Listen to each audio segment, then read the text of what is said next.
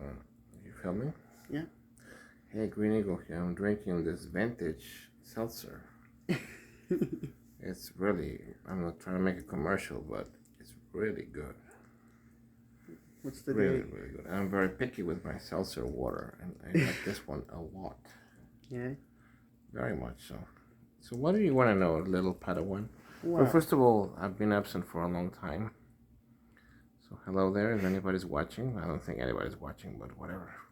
what are some nice things that have happened? You know what? When the world ends and the aliens come visit, Yes. they might find this channel somewhere, and they will wonder if all of humanity was as messed up as I am. Really? Yeah. No. No? You're not messed up. All right. So, what do you want to know, young Padawan? Well, first, give us what are some nice things that have happened in the past 2 years for you? Oh God.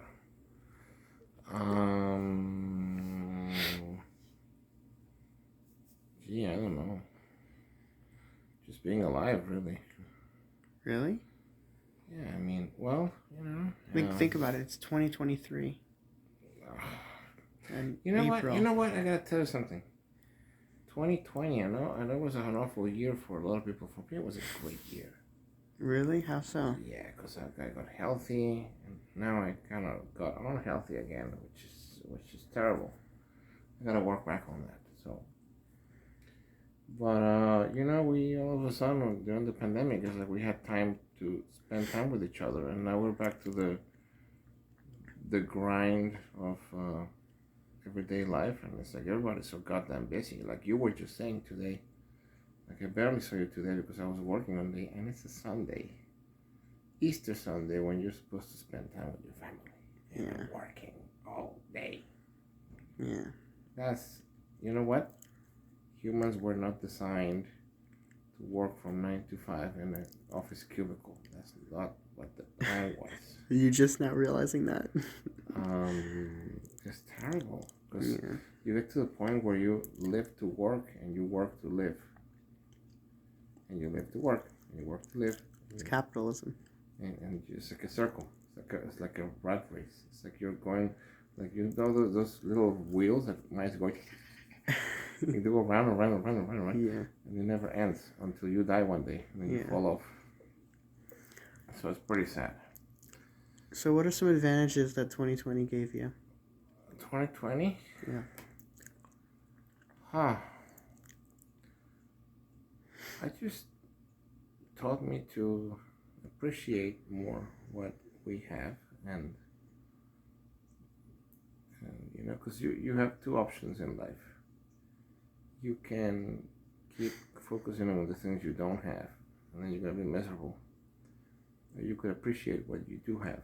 Now, the problem is if you just appreciate what you have, then you become a conformist. And if you only look at what you don't have, then you become frustrated and you become a pessimist or become a. So the trick is to be grateful for what you have while you're working towards what you want. So it's tricky, but it can be done, definitely. So Really? I think so. So, but you know what? I don't think anybody should get to a point where they have everything they want. If you have everything you want, then you lose that hustle and the thrill of just going out there and hustling and fighting for things, and that's what keeps you alive. What about Elon Musk? Elon Musk? What about him? He gets everything he wants. Elon Musk. You really want to talk about Elon Musk? Okay. I think he has more money than he knows what to do with. Case in point, he acknowledged, by his own acknowledgement, he bought Twitter and now it's worth much less than what he paid for it. He lost about half of the value of Twitter. So he's basically bought it to wreck it. Yeah. So mark my words, I think Twitter's gonna be gone within the next 5 years. That's my prediction. Really? Because he's ruining it.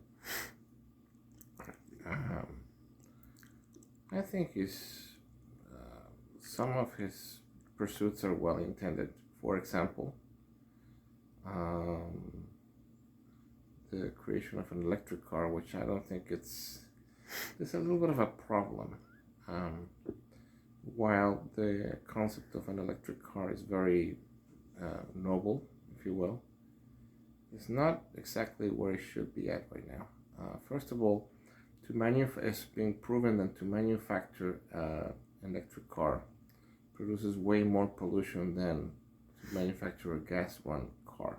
Okay, then the batteries that electric cars are incredibly difficult to dispose, and they pollute because they have all kinds of toxic metals inside. So how do you exactly recycle those?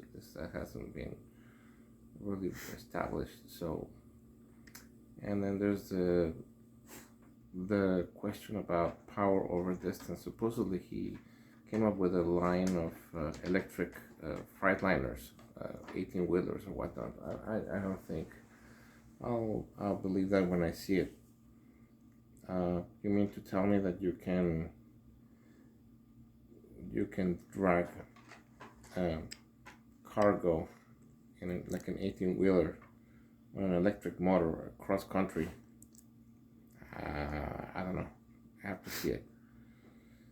So I think it's well intended. It's heading in the right direction. I don't think electric cars are where they will. I think they're going to be amazing in the next 10 years or so. But right now, there's been issues with some of the Teslas self-igniting, or some of the navigation stuff fails and they cause accidents. So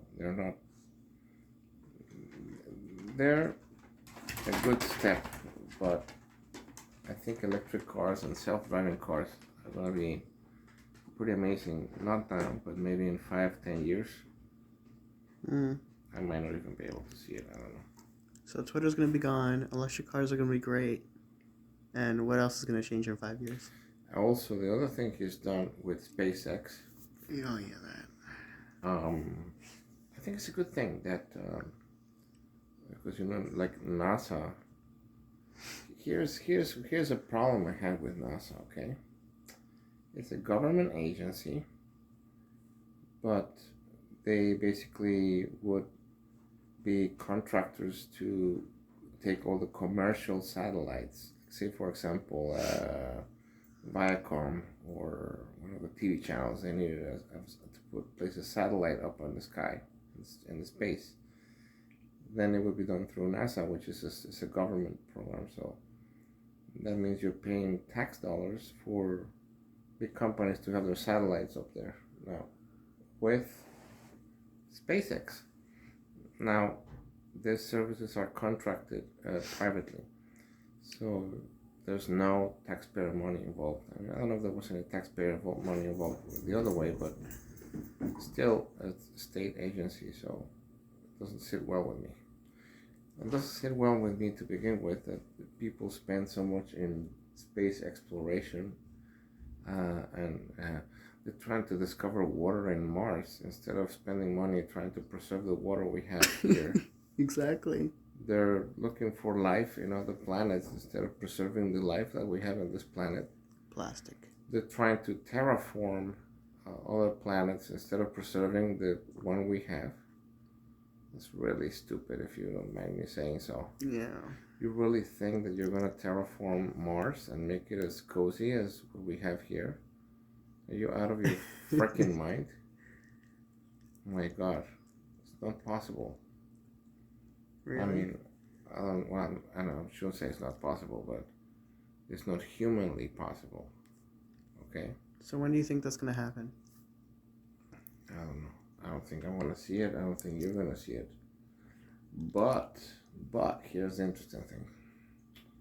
It will happen, and I'll tell you why.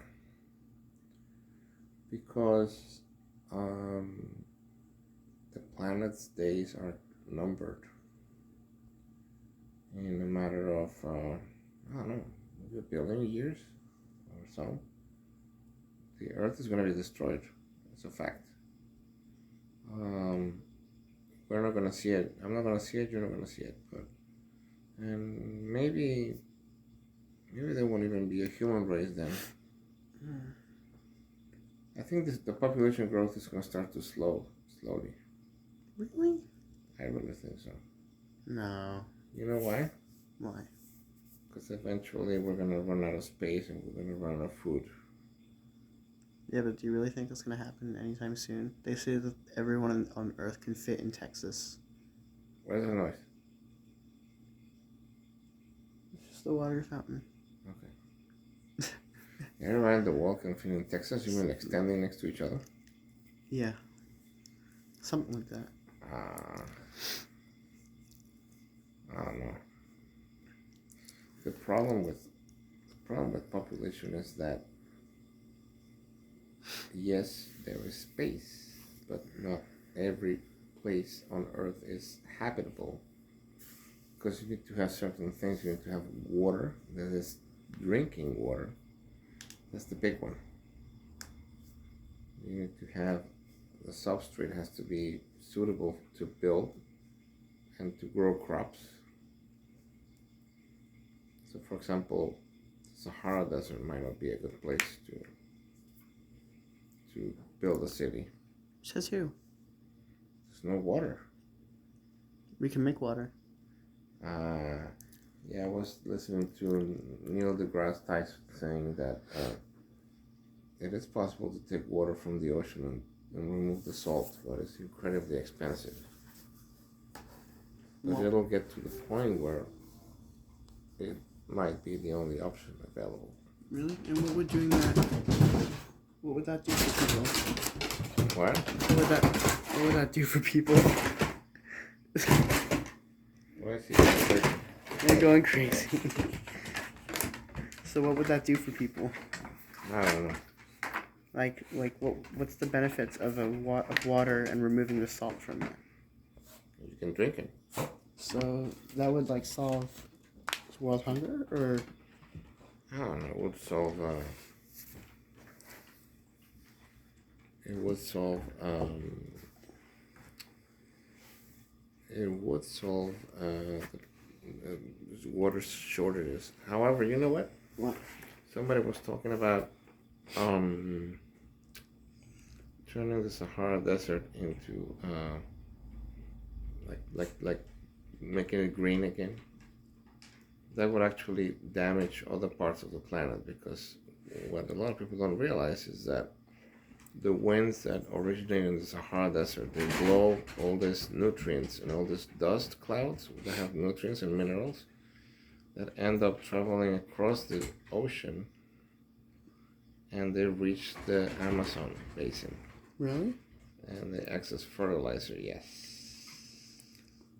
Believe it or not, the wind can blow that stuff all the way from Africa to the Amazon.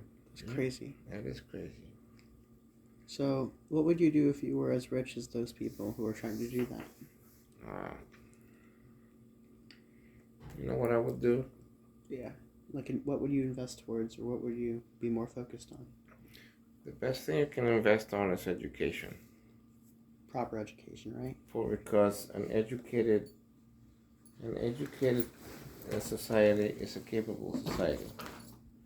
The problem is, and I keep thinking of what George Carlin said. He said he was funny, but he also was very clever. He said that the government was to have a society that is just smart enough so they can be good workers, but dumb enough so that you can manipulate and control them. Yep. So that's why we don't have a better education system than we have. They like to keep people dumb so they can be manipulated.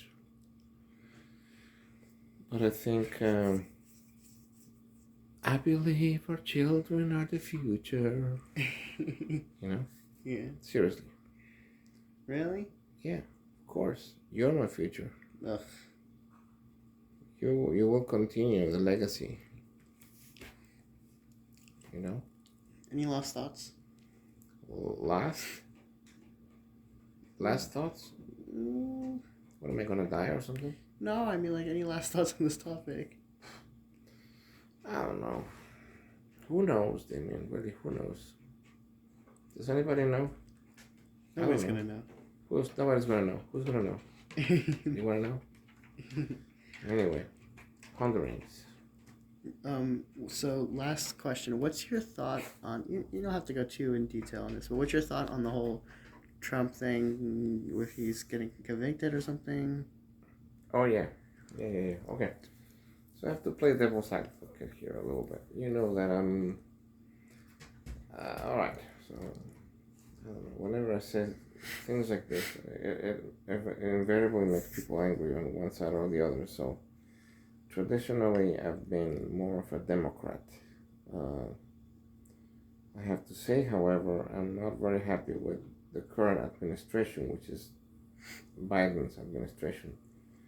That doesn't mean I would go to the Republican side. I'm actually kind of nauseated by the entire government, Democrat and Republican, because after a while, they're just both sides of the same turd.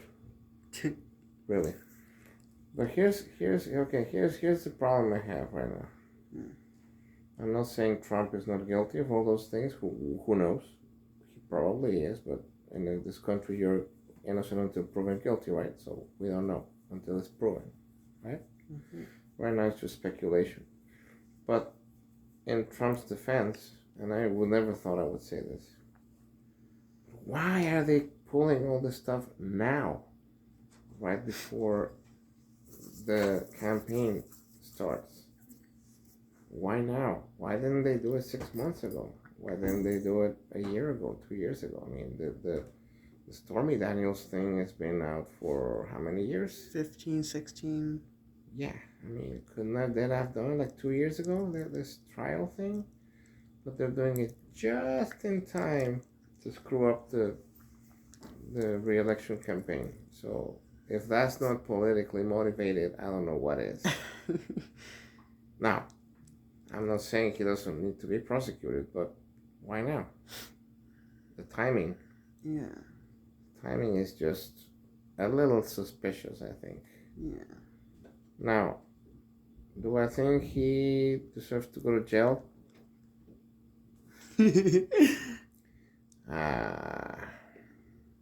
We'll leave that for some other day. I think there's enough evidence against him, but he's Teflon Don. Nothing sticks to him. and you know what? He is. He's a tough cookie. He is just stupendous. He's huge. He's huge. Yeah. All right. Anyway. So. Are you glad he didn't build the wall? There was no way to build a wall. It's impossible. It's impossible. No. Seriously, there's if you look at the geography of the border, there's parts where you just cannot build a wall. First of all, second of all, it would have cost ridiculous amounts of money that we don't have. Okay. Third of all, the wall doesn't solve anything. Why? Because the vast majority of illegal immigrants arrive to the United States by plane, and they just simply overstate their visas. Well, not all of them, but at least I think at least like 40% probably. And lastly, don't you know that Mexicans are experts at digging tunnels? Yes, all Mexicans are good at that. So you can build whatever wall you want, and guess what? Mexicans are just gonna dig a big old tunnel under your beautiful shiny wall. What about security? And there's not enough money to pay Border Patrol enough. They're underpaid, those people, for the amount of dangerous work they do. Oh my god. So, and I wouldn't be surprised if Border Patrol is corrupt enough to have some kind of arrangement with the coyotes. You know who the coyotes are? Mexican gangs? No, the coyotes are the people who get paid to smuggle people into the country. So think about this. Imagine that you're a Border Patrol official, and a coyote comes to you and says, I'll give you $1 million if you let me smuggle people in this little part if I just pay you to look the other way, you really think they're not gonna take it? Everybody's corruptible. Everybody is corruptible. Everybody. Everybody is corruptible, right? Yeah, so you just have to find the price. Would you take the $1 million? For what? Would you take the $1 million? For what? Oh, if I were a border patrol? Yeah. I don't know. I'd consider it. Mm. You really think I'm pure and perfect? Nah. Not really. I'm sorry to disappoint you. I'm just human like everybody else. Really? I thought you were an alien. Eagle. I'm a green eagle. Yeah. I'm not a green eagle. By the way, you know why they call me green eagle? This guy? Why? Because my favorite color is green and my favorite animal is an eagle. So they decided to call me green eagle, which sounds like I belong in some kind of a Native American tribe. Like a... Sorry. Now I'm gonna be crucified. Okay. Alright. So it's kind of unfortunate. So no, it has nothing to do with Native Americans, by the way. Whom I respect very deeply. Sure. Alright. You wanna wrap it up? Eat your fruits and vegetables. This is Green Eagle. Have a good night. Oh. Damn it.